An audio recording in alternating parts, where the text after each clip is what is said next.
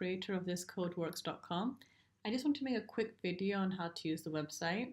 So basically it's a place to save your code online and also other people in the community. So you can start off by pressing the browse code button, and this is where you get to see code snippets posted by other people. And if you like something or you think something's particularly useful, you can just click the copy button and you can just paste it into your editor. Other things you can do on this page is you can search anything really, and you can filter it by language. And if you like something, you just click on it and you get further details. If you really want to take advantage of the website, you need to create a user account.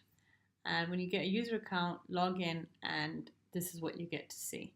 This is the My Code area, the area which is a compilation of code snippets you've created, your bookmarks, and also project boards. You can collect code snippets per project or application.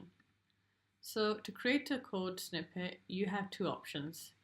You can either create a single code snippet or in steps like a tutorial.